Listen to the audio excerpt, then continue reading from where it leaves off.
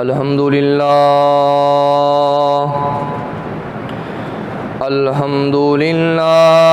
رب العالمین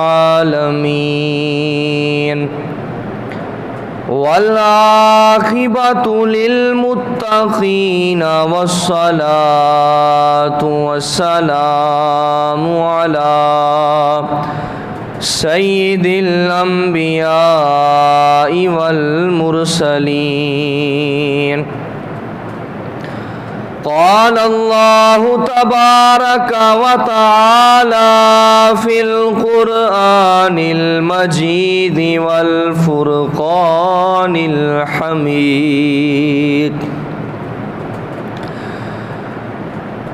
بسم اللہ الرحمن الرحیم یا ایھا النبی حسبک اللہ ومن اتبعک من المؤمنین آمنت باللہ صدق اللہ العظیم وصدق رسولہ النبی الکریم الامین ونحن على ذلك لمن الشاهدين والشاكرين والحمد لله رب العالمين إن الله وملائكته يصلون على النبي یا ایھا الذین آمنوا صلوا علیہ وسلموا تسلیما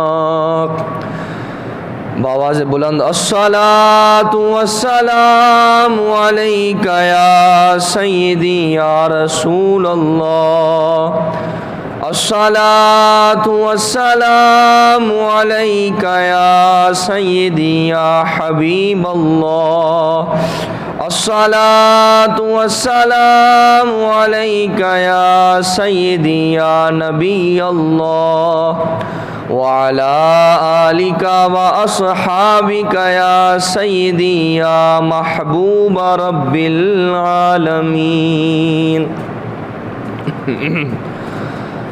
اللہ رب العزت کی حمد و ثنا حضور سرکار دو عالم صلی اللہ علیہ وآلہ وسلم کی بارگاہ ناز کے اندر ہدیہ درود و سلام کا نذرانہ پیش کرنے کے بعد دعا ہے کہ اللہ رب العزت میری اور آپ سب کی حاضری کو اپنی پاک بارگاہ کے اندر شرف قبولیت سے سرفراز فرمائے، اور جو آیہ مقدسہ میں نے تلاوت کی ہے اللہ رب العزت مجھے اس کے ضمن کے اندر حق سچ بیان کرنے کی توفیق عطا فرمائے۔ حاضرین محترم، جیسا کہ آپ سب کو معلوم ہے کہ یکم محرم الحرام خلیفہ دوم مراد رسول حضرت سیدنا عمر فاروق رضی اللہ تعالی عنہ آپ کا یوم شہادت ہے۔ آپ کی سیرت کے حوالہ سے چند باتیں آپ کے گوش گزار کروں گا، اللہ رب العزت میری زبان پر کلمت الحق جاری فرمائے۔ حاضرین محترم، حضرت عمر فاروق رضی اللہ تعالی عنہ آپ کا اسم گرامی عمر ہے، اور آپ کی کنیت ابو حفص ہے، اور آپ کے القابات بہت سارے ہیں جن سے آپ کو یاد کیا جاتا ہے، جن کے اندر فاروق اعظم کا بھی لقب آپ کو دیا جاتا ہے، امیر المؤمنین بھی کہا جاتا ہے، اور اسی طرح مراد رسول وغیرہ وغیرہ بہت سارے القابات سے حضرت عمر فاروق رضی اللہ تعالی عنہ کو جو ہے وہ یاد کیا جاتا ہے۔ حاضرین محترم، ذرا اندازہ کریں، ہم جب پیدا ہوئے تو پیدا ہوتے ہی ہمارے کان کے اندر مؤذن نے اذان دی، اور ہمیں مبارکباد دی کہ تمہیں مبارک ہو، تم مسلمانوں کے گھر کے اندر پیدا ہوئے ہو، تمہیں مبارک ہو۔ اور اس قدر جب ہم نے بولنا شروع کیا تو ہمیں سب سے پہلے لا الہ الا اللہ محمد الرسول اللہ صلی اللہ علیہ وسلم ہمیں کلمہ شریف پڑھنا سکھایا گیا۔ اور اس وقت ہمارا جو توتلا لہجہ تھا، اس توتلے لہجے کو سن کر لوگ جو تھے وہ واری جاتے تھے، مائیں بہنیں قربان جاتی تھیں۔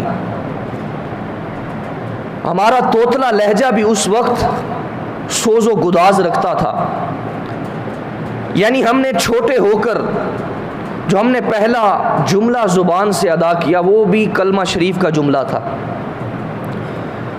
ہمارے لیے کتنا آسان تھا، کتنی ہمارے لیے خوش بختی تھی، خوش قسمتی تھی، اور اب بھی خوش قسمتی ہے کہ ہم مسلمانوں کے گھر کے اندر پیدا ہوئے۔ پھر اس کے بعد ہم نے حفظ کرنا شروع کیا، قرآن مجید کی تعلیم حاصل کرنا شروع کی۔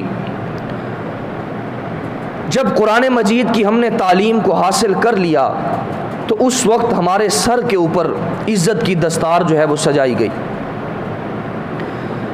پھر ہم نے درس نظامی کا کورس شروع کیا۔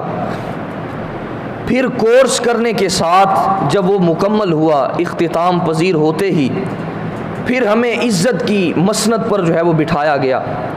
آج اس مسند پر اسی وجہ سے میں آپ کے سامنے موجود ہوں۔ یعنی ہم جس طرح ترتیب کے ساتھ ہم اسلام کے دائرے کے اندر آتے گئے، اسلام کے دامن سے وابستہ ہوتے گئے، تو ہمیں عزتوں کی مسندوں پر جو ہے وہ بٹھاتے گئے۔ اور آپ لوگ 7 سال کی عمر کے اندر آپ کو نماز کی پڑھنے کی تلقین دی جاتی ہے۔ پھر جب 10 سال آپ کی عمر ہوتی ہے تو آپ کو سزا دے کر بھی اگر نماز پڑھوانا پڑے تو آپ کو پڑھوائی جاتی ہے۔ ہمارے لیے کتنا آسان ہے، جب ہم مسجد کے اندر آتے ہیں تو اگر گرمیاں ہیں پھر بھی قالین بچھے ہوئے ہیں، پانی موجود ہے اور اے سی لگے ہوئے ہیں، پنکھے اور لائٹنگ کا انتظام ہے۔ اگر سردیوں کا موسم ہے تو اس وقت ہیٹر کا اہتمام ہے، گیزر کا اہتمام ہے۔ ہمارے لیے کتنا آسان ہے اسلام پر عمل پیرا ہونا، مگر خدا کی عزت کی قسم وہ دور کتنا مشکل دور تھا جب آقا کریم علیہ السلام نے اعلان نبوت فرمایا۔ تو جب اعلان نبوت فرمایا تو اس وقت جو اپنے بھی تھے وہ بھی آپ کی مخالفت کے اندر اتر آئے۔ جو کوئی اکا دکا کلمہ شریف پڑھ لیتا، اسلام کو قبول کرتا، تو اس پر طرح طرح کے ظلم و ستم کے پہاڑ ڈھائے جاتے تھے۔ عرب کے اندر تپتی ہوئی زمین پر اس کو لٹایا جاتا تھا، گھسیٹا جاتا تھا، بھاری بھاری پتھر سینے پر رکھے جاتے تھے اور کوئلوں پر لٹا دیا جاتا۔ یہ ان کو سزائیں کیوں ملتی؟ صرف اس وجہ سے کہ انہوں نے اسلام کو قبول کر لیا ہے۔ ہماری خوش بختی ہے، ہماری خوش قسمتی ہے کہ ہمیں اللہ رب العزت نے مسلمانوں کے گھر کے اندر پیدا فرمایا ہے۔ اس دور کے اندر جب اسلام کا اقرار کرنا بھی اتنا مشکل تھا، اتنا سنگین تھا، ذرا اندازہ کریں حضرت زنیرہ رضی اللہ تعالی عنہا، آپ ایک کافر کی لونڈی ہیں، باندی ہیں، تو آپ کے دل کے اندر اسلام کی محبت پیدا ہوتی ہے۔ حضرت زنیرہ رضی اللہ تعالی عنہا آپ اسلام کو قبول کر لیتی ہیں۔ اپنے اسلام کا اظہار نہیں کرتی بلکہ چھپا کر رکھتی ہیں، کیونکہ ابھی اعلان کرنے کا حکم نہیں آیا تھا۔ اب حضرت زنیرہ رضی اللہ تعالی عنہ کچھ دن گزرے تو آپ کے سردار کو آپ کے اسلام لانے کا پتہ چل گیا کہ میری جو باندی ہے اس نے اسلام قبول کر لیا ہے۔ اب مالک نے حضرت زنیرہ رضی اللہ تعالی عنہ کو بہت مارا، حتیٰ کہ رسیوں کے ساتھ باندھ کر حضرت زنیرہ رضی اللہ تعالی عنہ کو سزا دی گئی۔ جب مارتے مارتے وہ مالک تھک گیا اور بیٹھ گیا، اور وہاں سے عمر بن خطاب جو ابھی تک مسلمان نہیں ہوئے، وہاں سے آپ کا گزر ہوتا ہے، تو آپ کو جب وہ دیکھتا ہے، وہ مالک دیکھتا ہے، تو آپ کو بلاتا ہے اور کہتا ہے کہ عمر، تم ذرا جوان ہو، نوجوان شخص ہو، اس میری باندی نے کلمہ پڑھ لیا ہے، اب چھوڑتی نہیں ہے، اسلام کے دائرے کے اندر چلی گئی ہے، لہٰذا تم اس کو مارو۔ اب عمر بن خطاب نے کوڑا پکڑا اور حضرت زنیرہ رضی اللہ تعالی عنہ کو بہت مارا، حتیٰ کہ مار مار کر تھک گئے اور آپ بھی بیٹھ گئے۔ مگر راوی کہتے ہیں کہ حضرت زنیرہ رضی اللہ تعالی عنہ کی ہڈیوں کے اندر گودا نہیں تھا بلکہ عشق رسول تھا۔ اتنی کمزور ہیں، عورت کا حوصلہ کتنا ہو سکتا ہے، مگر اتنا ظلم کیا جا رہا ہے، اس کے باوجود بھی آپ اسلام کو چھوڑنے کے لیے راضی نہیں ہیں۔ اب عمر بن خطاب نے کہا کہ میں تم پر احساس نہیں کر رہا، بلکہ میں تھک گیا ہوں، اور جب میں ٹھیک ہو جاتا ہوں تھوڑا آرام کرنے کے بعد میں تجھے پھر ماروں گا، جب تک تو اسلام کو جو ہے وہ چھوڑ نہیں دیتی۔ ذرا اندازہ کریں اس قدر دور جو ہے سنگین دور ہے۔ آقا کریم علیہ السلام قریش کے عالی نسب خاندان کے اندر آپ پیدا ہوتے ہیں، آپ کو صادق و امین بھی کہا جاتا ہے، آپ کے گھر کے اندر آپ کے پاس امانتیں موجود ہیں، مگر جب آپ بھی اعلان نبوت فرماتے ہیں تو اس وقت آپ کو بھی کن کن تکالیف کا سامنا کرنا پڑتا ہے، کن کن مصائب و آلام سے گزرنا پڑتا ہے۔ شیب ابی طالب کے اندر ذرا اندازہ کریں کس قدر آپ کے خاندان کو بند کر دیا گیا، اور کوئی بھی چیز، کوئی تجارت کا سامان باہر سے اس گھاٹی کے اندر آنے بھی نہ دیتے تھے، تاکہ آقا کریم علیہ السلام اور آپ کے خاندان والے اس مال کو جو ہے وہ خرید کر اپنا گزر بسر کر سکیں۔ یعنی سوشل بائیکاٹ کر دیا گیا۔ وجہ کیا تھی؟ صرف اسلام کے بغض کی وجہ سے، اسلام کے ساتھ حسد کی وجہ سے انہوں نے سوشل بائیکاٹ کر دیا۔ اسی طرح ہی آقا کریم علیہ السلام عبداللہ بن جدعان کے گھر کے پاس سے گزر رہے ہیں، اب تھوڑے تھوڑے لوگ اسلام کے دائرے کے اندر آنا شروع ہو گئے، تھوڑے تھوڑے لوگوں نے اسلام کو قبول کرنا شروع کر دیا، اور حتیٰ کہ ان کو ابھی تک کسی شخص کو اسلام لانے کی خبر دینے کی اجازت نہ تھی، یعنی اپنا اسلام لانا چھپا کر رکھتے تھے۔ اب آقا کریم علیہ السلام عبداللہ بن جدعان کے گھر کے پاس سے گزر رہے ہیں، ابو جہل بدبخت نے دیکھا کہ آقا کریم علیہ السلام وہاں سے گزر رہے ہیں، تو ایک نکیلا پتھر پکڑا اور آقا کریم علیہ السلام کے پاس چلا جاتا ہے، حتیٰ کہ حملہ آور ہو جاتا ہے، اور آقا کریم علیہ السلام کے جسم اطہر پر گہرے نشان جو ہے وہ پیدا ہو جاتے ہیں، اور ان زخموں کی وجہ سے آقا کریم علیہ السلام کے جسم اطہر سے خون بہنا شروع ہو جاتا ہے۔ تو آقا کریم علیہ السلام اس وقت ابو جہل کو کچھ نہیں کہتے، خاموشی کے ساتھ آپ چلے جاتے ہیں، حتیٰ کہ کعبہ شریف کے اندر آقا کریم علیہ السلام جاتے ہیں۔ اب یہ وہ دور ہے جس دور کے اندر صحابہ کرام اور صحابیات کی تعداد جو ہے وہ 38 ہو گئی ہے، یعنی 38 لوگوں نے کلمہ پڑھ کر اسلام کو قبول کر لیا ہے، اسلام کے دامن کے اندر منسلک ہو گئے ہیں۔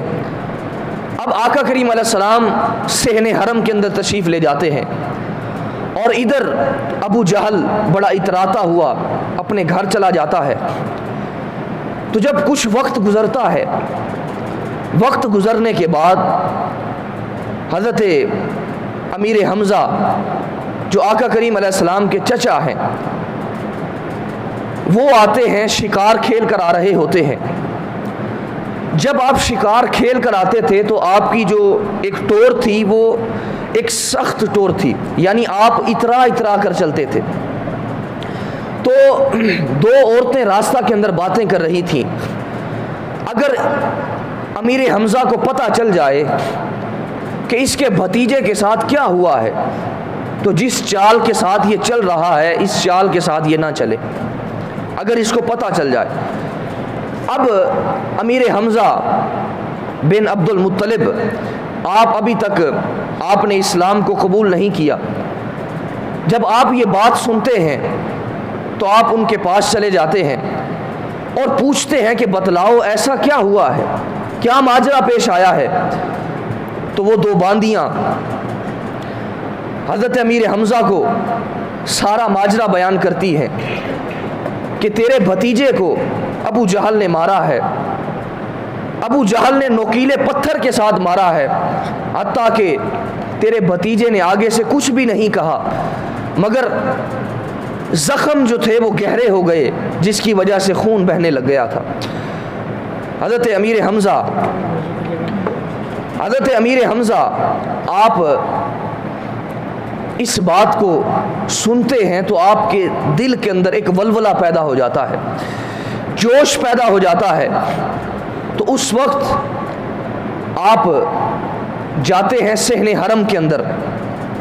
صحن حرم کے اندر ابو جہل موجود نہیں ہوتا، حتیٰ کہ آپ گھر جاتے ہیں وہاں پر ابو جہل موجود ہوتا ہے، آپ کے ہاتھ کے اندر اپنی کمان موجود ہے، آپ زور کے ساتھ ابو جہل کے سر کے اندر اس کمان کو مار دیتے ہیں۔ جب کمان کو مارتے ہیں تو اس کے سر سے خون بہنے لگتا ہے۔ ابو جہل کے جو حواری تھے وہ بھی کھڑے ہو جاتے ہیں۔ اس وقت ابو جہل بڑا شاطر آدمی تھا، چالاک آدمی تھا، اس کو پتا تھا کہ غلطی میری ہے، تو اس وقت وہ اس معاملے کو رفع دفع کرتا ہے۔ اب وہاں پر اگر وہ کوئی زیادہ معاملہ بگڑ جاتا تو اس وقت جنگ شروع ہو جاتی۔ ابو جہل نے اس وقت اپنے حواریوں کو بھی خاموش کرایا، اور خاموش کرانے کے بعد معاملہ رفع دفع ہو گیا۔ اب جناب امیر حمزہ آقا کریم علیہ السلام کے چچا سیدھا صحن حرم کے اندر جاتے ہیں۔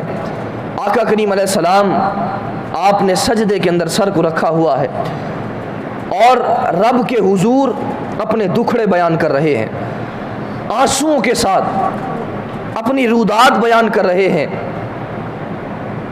اس وقت جناب امیر حمزہ آپ آواز دیتے ہیں کہ اے میرے بھتیجے، اپنے سر کو اٹھائیے۔ آقا کریم علیہ السلام اپنے سر انور کو نہیں اٹھاتے، ابھی تک سجدے کے اندر موجود ہیں۔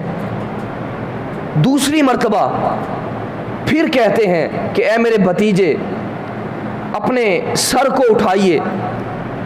آقا کریم علیہ السلام پھر بھی سر انور کو نہیں اٹھاتے۔ تیسری مرتبہ پھر جناب امیر حمزہ آپ پھر یہی بات کہتے ہیں۔ آقا کریم علیہ السلام اپنا سر انور کو اٹھاتے ہیں اور آپ کی آنکھوں سے آنسوؤں کی جھڑی لگی ہوئی ہے، آپ زارو قطار رو رہے ہیں اور رب کی بارگاہ کے اندر دکھڑے بیان کر رہے ہیں۔ اس وقت جناب امیر حمزہ آپ کے دل کے اندر ایک کیفیت پیدا ہو گئی ہے، آپ یہ کہتے ہیں کہ میرے بھتیجے، میں تمہارا بدلہ لے کر آیا ہوں، میں تمہارا بدلہ لے کر آیا ہوں، ابو جہل کو اس بات کی سزا دے کر آیا ہوں۔ آقا کریم علیہ السلام ارشاد فرماتے ہیں مجھے اس بات کی کوئی خوشی نہیں ہے، اس بات کی کوئی خوشی نہیں ہے۔ جناب امیر حمزہ آپ حیرت و استعجاب کی کیفیت ہے کہ میں مکہ کا سب سے بڑا جو سورما ہے، جو سب سے بڑا سرغنہ ہے، اس کے ساتھ ٹکرا کر آیا ہوں، مگر آقا کریم علیہ السلام کو کوئی خوشی بھی نہیں ہوئی۔ آقا کریم علیہ السلام فرماتے ہیں، اب جب یہ جملہ بیان کرتے ہیں تو امیر حمزہ آپ کہتے ہیں کہ آپ کس قدر خوش ہوں گے، کیسے خوش ہوں گے؟ آقا کریم علیہ السلام فرماتے ہیں کہ چچا، جس رب کا میں اقرار کرتا ہوں، جس رب کو میں مانتا ہوں، اس رب کو تم بھی مان جاؤ، کلمہ پڑھ لو اور مسلمان ہو جاؤ۔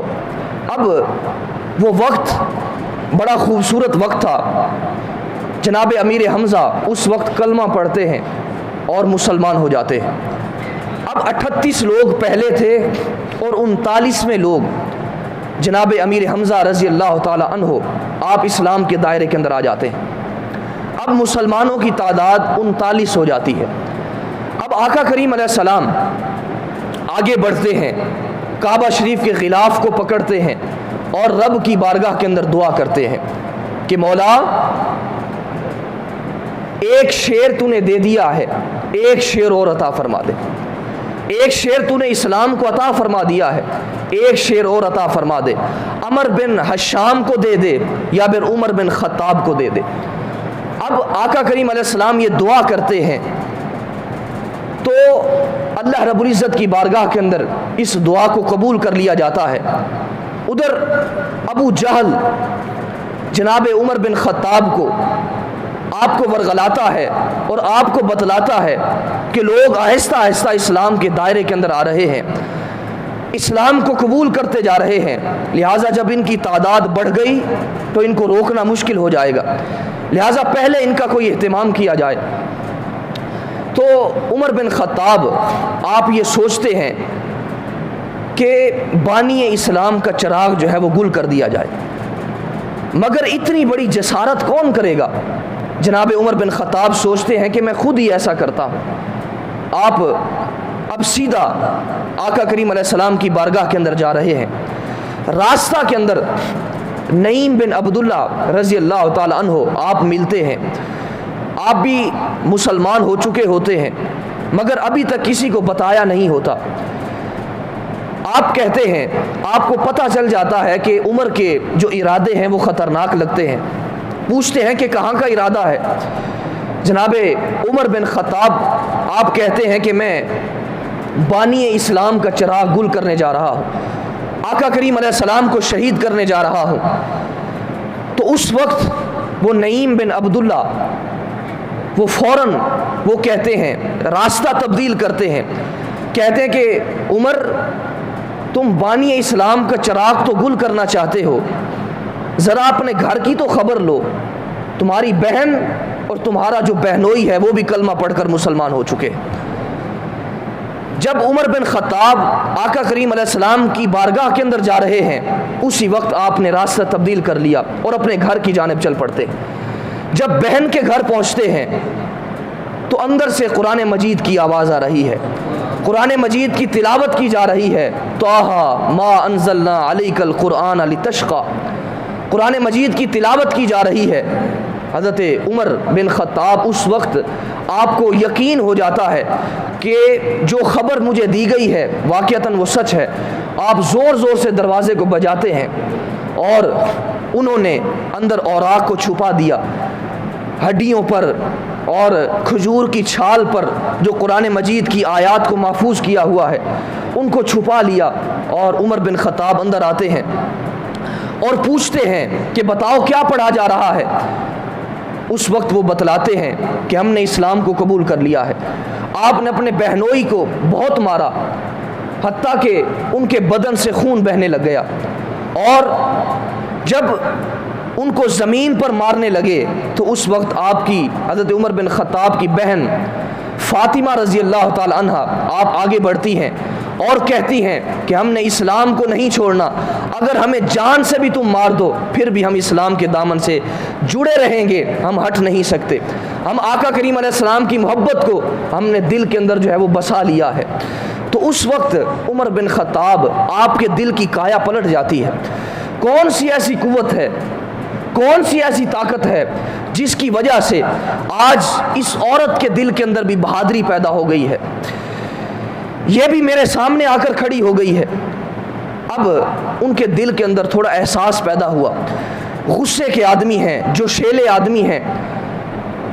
حضرت فاطمہ رضی اللہ تعالی عنہ آپ کو پوچھتے ہیں کہ بتاؤ کہ تم کیا پڑھ رہی تھی؟ کہا کہ ایسے نہیں سناؤں گی، پہلے جاؤ غسل کرو۔ اب عمر بن خطاب غسل کر رہے ہیں، اور غسل کر کے جب باہر آتے ہیں اس وقت حضرت فاطمہ آپ کی بہن، آپ نے قرآن مجید کی تلاوت شروع کی، اور حضرت عمر بن خطاب آپ کے دل کی جو کایا تھی وہ پلٹ گئی۔ آپ وہی وقت ہے آپ نے زارو قطار رونا شروع کر دیا، زارو قطار رونا شروع کر دیا، آنکھوں سے آنسوؤں کی جھڑی لگ گئی، اور فرماتے ہیں کہ مجھے بھی آقا کریم علیہ السلام کی بارگاہ کے اندر لے چلو، اور میں بھی کلمہ پڑھ کر مسلمان ہونا چاہتا۔ اب جو شخص قتل کرنے کے ارادہ سے جا رہا ہوتا ہے، اب وہی شخص کلمہ پڑھنا کے ارادے سے آ رہا ہوتا ہے۔ اب عمر بن خطاب آقا کریم علیہ السلام کی بارگاہ کے اندر پہنچتے ہیں، جب دور سے دیکھتے ہیں صحابہ کرام آقا کریم علیہ السلام کی بارگاہ کے اندر بیٹھے ہیں، جناب امیر حمزہ رضی اللہ تعالی عنہ آپ بھی موجود ہیں۔ آپ فرماتے ہیں کہ عمر کے جو ارادے ہیں وہ خطرناک لگ رہے ہیں۔ آقا کریم علیہ السلام نے فرمایا کہ کچھ کرنے کی ضرورت نہیں ہے، عمر کو آنے دیا جائے۔ اب جناب عمر بن خطاب آقا کریم علیہ السلام کی بارگاہ کے اندر حاضر ہوتے ہیں۔ حضور علیہ الصلوۃ والتسلیم کچھ قدم آگے بڑھ کر جناب عمر بن خطاب کو سینے سے لگاتے ہیں، معانقہ کرتے ہیں، اور سینے پر ہاتھ رکھتے ہیں اور دعا کرتے ہیں کہ مولا عمر کے سینے سے عداوت کو نکال دے، کدورت کو نکال دے، اور سینہ جو ہے وہ ایمان کے نور سے منور فرما دے، ایمان کے نور سے منور فرما دے۔ ذرا اندازہ کریں کس قدر آقا کریم علیہ السلام کی حضرت عمر بن خطاب رضی اللہ تعالی عنہ مراد رسول ہیں۔ حضور کی دعا پر حضرت عمر بن خطاب رضی اللہ تعالی عنہ آپ اسلام کے دائرے کے اندر آتے ہیں۔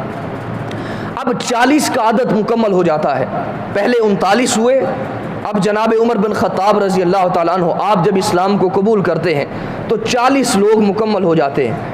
اس وقت آپ آقا کریم علیہ السلام کی بارگاہ کے اندر حاضر ہو کر عرض کرتے ہیں، یا رسول اللہ صلی اللہ علیہ وسلم، یا حبیب اللہ، کیا آپ اللہ رب العزت کے سچے رسول نہیں ہیں؟ آقا کریم علیہ السلام فرماتے ہیں کہ میں اللہ رب العزت کا سچا رسول ہوں۔ پوچھا کیا اسلام سچا نہیں ہے؟ کہا ہاں اسلام سچا ہے۔ تو کہا ہم پھر دب کر اسلام کی تبلیغ کیوں کریں، ہم دب کر اسلام کی جو خدمات ہیں سر انجام کیوں دیں؟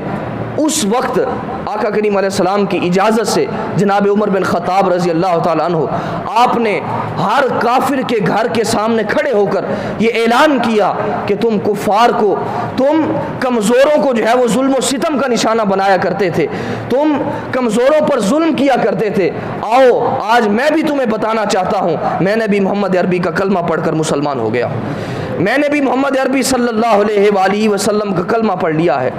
تو اس وقت آپ نے یہ اعلان کیا کہ کوئی شخص اگر اس نے اپنی بیوی کو بیوہ کروانا ہے، اپنے بچوں کو یتیم کروانا ہے، اور اپنے والدین کی کمر کو جھکانا ہے، تو وہ عمر کے مقابلہ کے اندر آ جائے۔ نعرہ تکبیر بلند ہوا تو اس وقت جناب عمر بن خطاب رضی اللہ تعالیٰ عنہ جب اسلام کے دائرہ کے اندر آتے ہیں تو اس وقت گلیوں چوراہوں کے اندر کھڑے ہو کر عمر بن خطاب رضی اللہ تعالیٰ عنہ آپ اسلام کا پیغام دے رہے ہیں، اور اسلام کی اس قدر آپ خدمات کو جو ہے وہ سر انجام دے رہے ہیں۔ اس وقت جبریل امین علیہ السلام آقا کریم علیہ السلام کی بارگاہ کے اندر حاضر ہوتے ہیں، عرض کرتے ہیں، یا رسول اللہ صلی اللہ علیہ وسلم، یا حبیب اللہ، کہ عمر بن خطاب کے اسلام لانے کی وجہ سے آسمانوں پر خوشیاں منائی جا رہی ہیں، آسمانوں پر بھی خوشیاں منائی جا رہی ہیں اور زمین پر بھی جو ہے وہ خوشیاں منائی جا رہی ہیں۔ اسلام کو یہ بہادر آقا کریم علیہ السلام کی دعا سے ملا ہے، اور جب آقا کریم علیہ السلام کے دامن سے حضرت عمر بن خطاب رضی اللہ تعالی عنہ جڑ جاتے ہیں تو اس وقت آقا کریم علیہ السلام اجازت بھی عطا فرما دیتے ہیں کہ آپ جو ہے وہ زمین پر اس قدر آپ اسلام کے واسطہ کے اندر آپ منادی کر دی جائے، اور اس وقت اعلانیہ طور پر اسلام کی جو ہے وہ تبلیغ ہونا شروع ہو گئی، اسلام کی تبلیغ اس وقت ہونا شروع ہو گئی۔ تو آقا کریم علیہ السلام نے فرمایا کہ میرے آسمانوں پر 2 وزیر ہیں اور میرے 2 وزیر زمین پر ہیں۔ فرمایا آسمانوں کے جو وزیر ہیں ان میں سے ایک جبرائیل ہیں اور دوسرے میکائیل ہیں۔ ہر نبی کے 2 آسمانوں پر وزیر ہوتے ہیں اور 2 وزیر زمین پر ہوتے ہیں۔ فرمایا کہ میرے وزیر آسمانوں کے اندر ایک جبرائیل ہیں اور دوسرے میکائیل ہیں، اور زمین پر حضرت ابو بکر صدیق رضی اللہ تعالیٰ عنہ اور حضرت عمر فاروق رضی اللہ تعالیٰ عنہ۔ فرمایا کہ یہ میرے زمین پر 2 وزیر ہیں۔ تو آقا کریم علیہ السلام نے وہ مقام اور مرتبہ جو ہے وہ حضرت عمر فاروق رضی اللہ تعالیٰ عنہ کو عطا فرمایا۔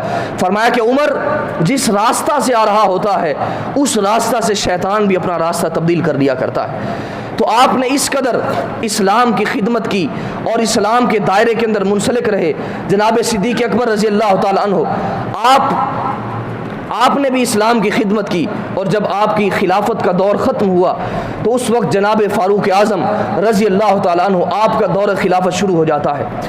آپ کا دور خلافت کے اندر آپ دن کو لوگوں کے مسائل سنتے، لوگوں کے مسائل سنتے سمجھتے، اور رات کو گلیوں بازاروں کا گشت کیا کرتے، لوگوں کے مسائل سنا کرتے، دن کو مسائل سنتے اور رات کو جو ہے وہ مدینہ کی گلیوں کے اندر گشت کیا کرتے، اور دیکھا کرتے کہ کسی گھر کے اندر کوئی صف ماتم نہ بچھا ہو، کوئی گھر غربت کی وجہ سے پریشانی نہ کاٹ رہا ہو، اور اپنی گردن پر کندھوں پر آپ اناج لے کر عورتوں کے گھر جا کر پہنچایا کرتے تھے جو گھر کے اندر غربت کی وجہ سے پریشان ہوتے تھے۔ واقعات ملتے ہیں آپ کی سیرت مطہرہ کے اندر، اس قدر خوبصورت باب ملتا ہے، اور ذرا اندازہ کریں کوئی بھی ایسا امیر کیا دنیا کے اندر گزرا ہے جو حکمران بھی ہو اور چوکیدار بھی ہو، جو حکمران بھی ہو اور چوکیدار بھی ہو۔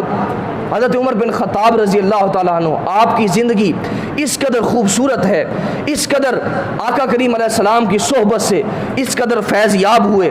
آپ ایک مرتبہ مدینہ کی گلیوں کے اندر کچھ سامان آتا ہے، تاجروں کا سامان آتا ہے، اس وقت آپ حضرت عبد الرحمن بن عوف رضی اللہ تعالیٰ عنہ کو فرماتے ہیں کہ آؤ ہم اس قافلہ کی حفاظت کرنے کے لیے چلتے ہیں۔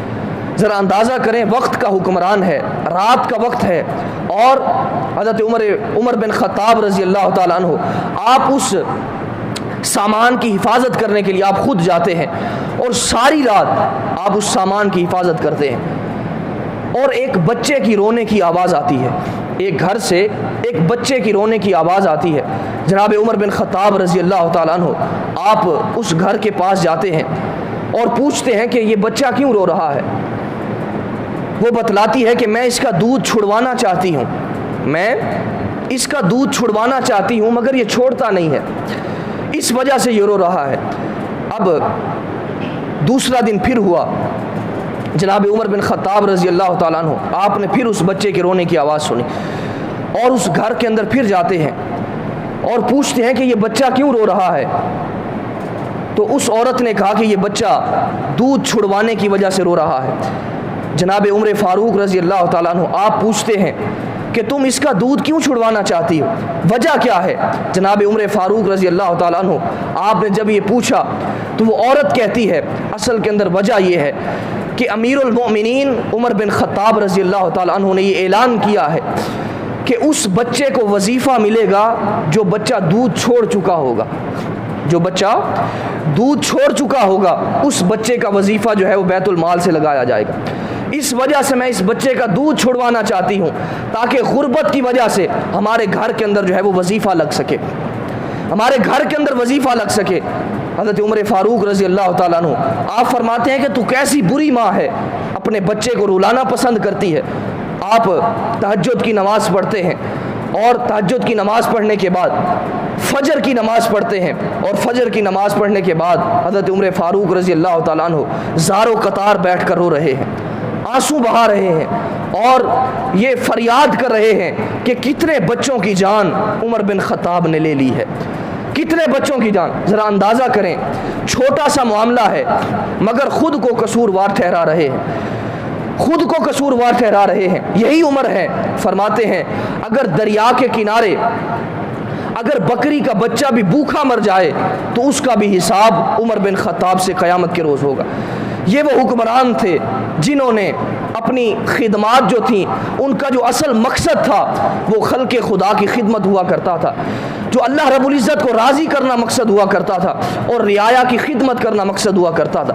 یہ حکمران تھے، اور مغربی مفکرین نے لکھا ہے اگر اسلام کو ایک عمر اور مل جاتا، اسلام کو اگر ایک عمر اور مل جاتا تو پوری روئے زمین پر اسلام کا جھنڈا لہرا رہا ہوتا، کوئی بھی شخص کافر اور غیر مسلم نہ ہوتا اگر ایک عمر اسلام کو جو ہے وہ اور مل جاتے۔ اپنوں نے بھی مانا ہے اور غیروں نے بھی مانا ہے، جب زمین پر عدل کیا ہو، جب زمین پر اس قدر مخلوق خدا کی خدمت کی ہو تو اس وقت زمین بھی حکم مانتی ہے، ہوائیں بھی حکم مانتی ہیں، آگ بھی حکم مانا کرتی ہے، ہر ایک چیز جو ہے وہ حکم مانا کرتی ہے۔ ذرا اندازہ کریں، ایک لاوا پھوٹا اور آگ تھمنے کا نام نہیں لے رہی تھی۔ جناب عمر فاروق رضی اللہ تعالیٰ عنہ کی بارگاہ کے اندر لوگ حاضر ہوئے، عرض کی حضرت لاوا پھوٹا ہے، آگ ہمارے گھروں کی جانب بڑھ رہی ہے، تھمنے کا نام نہیں لے رہی۔ آپ نے اپنا کرتا اتارا اور فرمایا کہ اس کرتا کو لے جاؤ اور آگ کی جانب اس کو جھونکنا۔ جناب عمر فاروق رضی اللہ تعالیٰ عنہ کا کرتا لے جایا گیا اور آگ کے سامنے اس طرح جھونکا گیا، اس وقت آگ جو تھی وہ پیچھے پیچھے ہوتی چلی گئی۔ جب زمین پر عدل کیا ہو، جب مخلوق خدا کی خدمت کی ہو، جب اصل مقصد اللہ رب العزت کی رضا حاصل کرنا ہو تو اس وقت ہر ایک چیز اس بندے کی جو ہے وہ خادم اور غلام بن جایا کرتی ہے، ہر ایک چیز اس وقت غلام بن جایا کرتی ہے۔ اور اسی طرح ذرا اندازہ کریں، جب زمین پر زلزلہ آیا، جناب فاروق اعظم رضی اللہ تعالیٰ عنہ آپ نے زمین پر درہ مارا اور فرمایا کہ زمین ٹھہر جا، کیا عمر نے تیرے اوپر عدل نہیں کیا؟ کیا عمر نے تیرے اوپر عدل نہیں کیا؟ تو روایات کے اندر آتا ہے اس وقت زمین جو ہے وہ تھم گئی اور اس وقت زلزلہ جو ہے وہ ختم ہو گیا۔ تو حضرت عمر فاروق رضی اللہ تعالیٰ عنہ آپ کے دور خلافت کے اندر کس قدر اخلاقی فتوحات بھی آپ نے حاصل کی اور بہت سارے آپ نے علاقے فتح کیے، حتیٰ کہ آپ کی حکمرانی تقریباً 22 لاکھ مربع میل سے زائد آپ کی حکمرانی تھی، اور آپ کے دور کے اندر اس قدر علاقے جو ہے وہ فتح ہوئے۔ حضرت عمر فاروق رضی اللہ تعالیٰ عنہ آپ کا یہ سنہری دور ہے، اور یہ سنہری دور آقا کریم علیہ السلام کی صحبت کی وجہ سے، سنگت کی وجہ سے جناب فاروق اعظم رضی اللہ تعالیٰ عنہ کو جو ہے وہ نصیب ہوا تھا۔ اور اسی طرح حضرت عمر فاروق رضی اللہ تعالیٰ عنہ آپ کے دور کے اندر جب ایک رسم بد جو تھی وہ موجود تھی، آپ کے دور کے اندر ایک دریا تھا، اس دریا کے اندر اگر ایک عورت کو بنا سنوار کر زیورات کے ساتھ اس دریا کے اندر اگر نہیں پھینکا جاتا تھا تو اس وقت تک وہ دریا جو ہے وہ چلتا نہیں تھا، دریا خشک رہتا تھا۔ اب حضرت عمر فاروق رضی اللہ تعالیٰ عنہ آپ کا دور خلافت ہے تو دریا جو ہے وہ خشک ہو گیا۔ اس وقت لوگ حضرت عمر فاروق رضی اللہ تعالیٰ عنہ کی بارگاہ کے اندر حاضر ہوتے ہیں، عرض کرتے ہیں کہ حضرت دریا خشک ہو گیا ہے، قحط سالی کا زمانہ ہے، پانی کی وجہ سے لوگ تنگ ہو رہے ہیں۔ اس وقت آپ نے ایک خط لکھا، فرمایا بسم اللہ الرحمن الرحیم۔ آپ نے اس دریا کے نام اپنا خط لکھا، اور اس خط کے اندر کیا لکھا؟ اے دریا، اگر تو اللہ رب العزت کی رضا کی خاطر چلتا ہے، اگر تو اللہ رب العزت کے حکم کی وجہ سے چلتا ہے تو تو چل، اگر تو اس کے حکم پر نہیں چلتا تو تیری ہمیں کوئی ضرورت نہیں ہے۔ فرمایا کہ اس خط کو لے جاؤ اور اس دریا کے اندر پھینک دو۔ اب اس خط کو لے جایا گیا اور اس دریا کے اندر پھینکا گیا، اور اس دریا کے اندر جب خط پہنچا تو اس وقت پانی جو ہے وہ چلنا شروع ہو گیا۔ ایسا دریا چلا کہ آج تک بھی وہ دریا جو ہے وہ خشک نہیں ہوا، آج تک بھی وہ جاری و ساری چل رہا ہے۔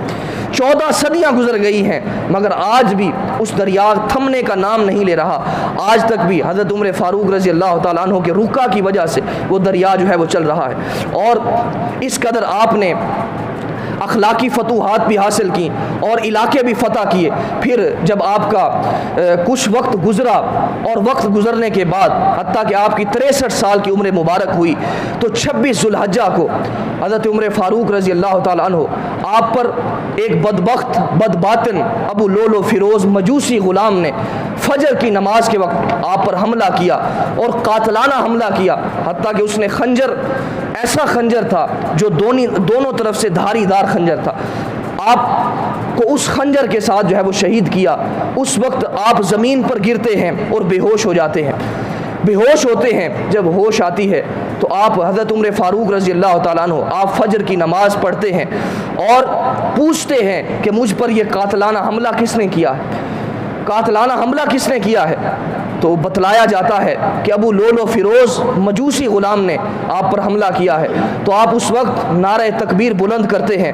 اس قدر آپ کی آواز بلند ہوتی ہے کہ آپ جس مکان کے اندر موجود ہوتے ہیں باہر والے لوگ بھی اس کی آواز جو ہے وہ سنا کرتے ہیں. باہر والے لوگ، اس کی وجہ کیا ہوتی ہے کہ شکر ہے کہ میں ایک مسلمان کے ہاتھوں شہید نہیں ہوا، ایک مسلمان کے ہاتھوں مجھ پر قاتلانہ حملہ نہیں ہوا، بلکہ ایک مجوسی اور بدبخت کے ہاتھوں مجھ پر جو ہے وہ قاتلانہ حملہ ہوا ہے. تو پھر 4-5 دن حضرت عمر فاروق رضی اللہ تعالیٰ عنہ آپ اسی تکلیف کے اندر گزارتے ہیں. اور یکم محرم الحرام کو جناب فاروق اعظم رضی اللہ تعالیٰ عنہ آپ کا یوم شہادت، اور اس دن آپ شہید ہوتے ہیں. اور آپ کا جنازہ جو ہے وہ اس دن حضرت صہیب، آپ کی وصیت کے مطابق حضرت صہیب رضی اللہ تعالیٰ عنہ آپ کا جنازہ پڑھاتے ہیں. اور آپ کا جو مزار ہے وہ آقا کریم علیہ السلام کے پہلو کے اندر جناب فاروق اعظم رضی اللہ تعالیٰ عنہ آپ کی اجازت سے جناب سیدہ عائشہ الصدیقہ رضی اللہ تعالیٰ عنہ سے اس کی اجازت لی گئی کہ مجھے اجازت دیں کہ میں آقا کریم علیہ السلام کے پہلو کے اندر اور جناب صدیق اکبر رضی اللہ تعالیٰ عنہ کے پہلو کے اندر دفن ہونا چاہتا ہوں. تو اماں جی عائشہ الصدیقہ رضی اللہ تعالیٰ عنہ کے پاس جب یہ جناب عمر بن خطاب رضی اللہ تعالیٰ عنہ کا پیغام پہنچا تو آپ نے کہا کہ یہ جو جگہ ہے میں نے اپنے لیے رکھی تھی اور میری خواہش تھی کہ میں یہاں پر دفن ہوں، مگر امیر المؤمنین کی دینی خدمات اور اسلام کی خاطر آپ کی جو خدمات ہیں اور مخلوق خدا کی جو آپ نے خدمت کی ہے، اس وجہ سے میں اس جگہ پر جناب عمر بن خطاب رضی اللہ تعالیٰ عنہ کے لیے جگہ چھوڑتی ہوں. اور اس وقت جناب اماں جی عائشہ الصدیقہ رضی اللہ تعالیٰ عنہ کی اجازت سے اسی حجرہ کے اندر جناب صدیق اکبر رضی اللہ تعالیٰ عنہ کے پہلو کے اندر حضرت عمر فاروق رضی اللہ تعالیٰ عنہ کا مزار بنایا جاتا ہے. اور یکم محرم الحرام آپ کا یوم شہادت ہے. اللہ رب العزت آپ کی نقوش پاک کی برکتیں ہم سب کے شامل حال فرمائے کہ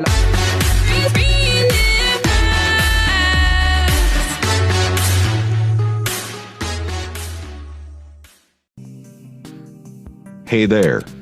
Subscribe to my channel. And also press this bell icon so you never miss any new updates.